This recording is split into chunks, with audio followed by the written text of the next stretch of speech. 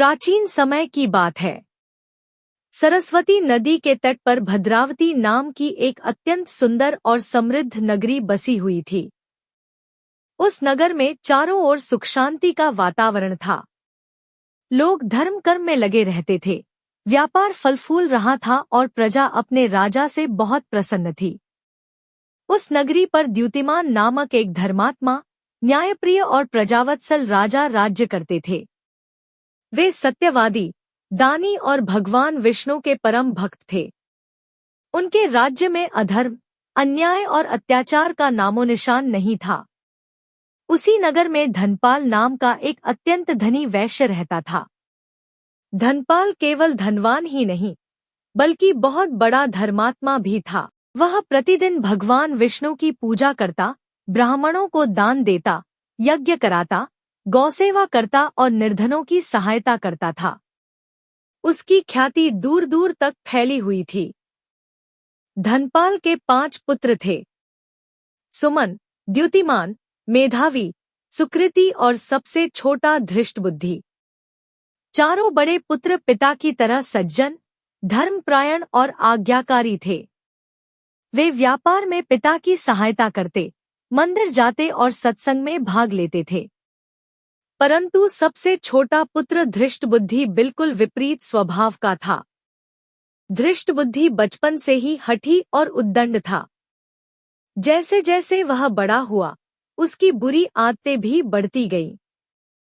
वह बुरे मित्रों की संगति में रहने लगा।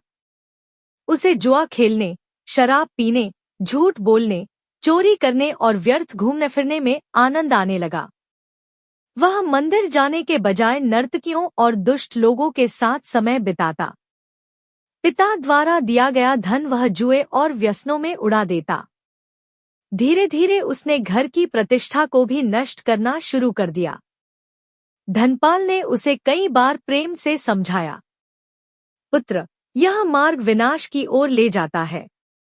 धन और यौवन सदा नहीं रहते। धर्म ही मनुष्य का सच्चा सहारा है। बुरी संगति छोड़ दो और सद्मार्ग पर चलो। परंतु धृष्टबुद्धि पर कोई प्रभाव नहीं पड़ा। वह पिता की बातों का उपहास करता और भी अधिक पाप करने लगा। एक दिन उसने घर के बहुमूल्य आभूषण भी चुरा लिए। यह देखकर धनपाल का हृदय टूट गया।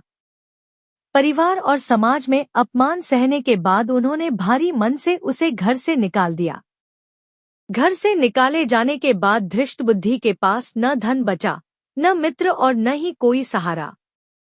जिन लोगों के साथ वह समय बिताता था, वे भी उसे छोड़कर चले गए। अब वह नगनगर और वन वन भटकने लगा।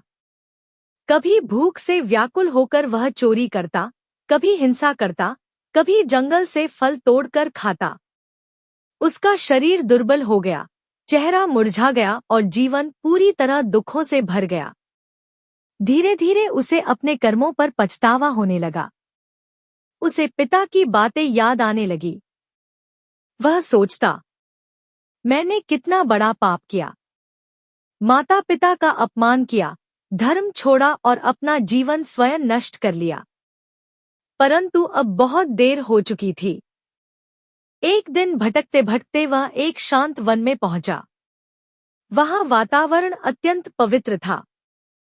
पक्षियों का मधुर स्वर, बहती हुई शीतल वायु और चारों ओर तपस्या का दिव्य प्रभाव था। वहीं कौंडिन्य ऋषि का आश्रम था। ऋषि गहन तपस्या में लीन थे। उनके शरीर से तेज निकल रहा था और उनके मुख पर अद्भुत शांति थी।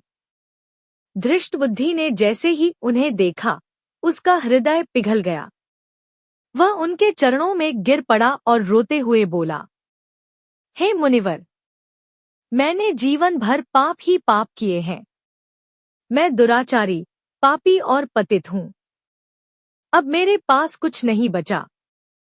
कृपया मुझे ऐसा उपाय बताइए जिससे मेरे पाप नष्ट हो जाए और मेरा उद्धार हो सके। ऋषि कौंडिन्य ने करुणा से उसकी ओर देखा। उन्होंने ध्यान लगाकर उसके जीवन का विचार किया और बोले, हे पुत्र, निराश मत हो।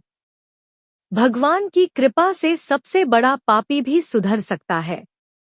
ऋषि ने कहा, वैशाख मास के शुक्ल पक्ष में आने वाली मोहिनी एकादशी अत्यंत पुण्यदायिनी है। यह व्रत समस्त पापों का नाश करने वाला है। इस व्रत के प्रभाव से मनुष्य को पापों से मुक्ति मिलती है और अंत में मोक्ष प्राप्त होता है। यदि तुम श्रद्धा, भक्ति और नियम पूर्वक इस व्रत को करोगे तो तुम्हारे सारे पाप नष्ट हो जाएंगे। धृष्टबुद्धि ने विनम्रता से कहा, गुरुदेव, मैं अवश्य यह व्रत करूंगा।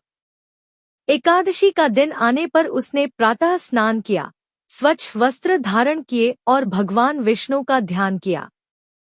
उसने पूरे दिन उपवास रखा, भजन कीर्तन किया, भगवान विष्णु की पूजा की और रात भर जागरण किया। उसने सच्चे मन से अपने पापों के लिए क्षमा मांगी। उसका हृदय पूरी तरह बदल चुका था। अब उसमें अहंकार नहीं, केवल पश्चाताप और भक्ति थी।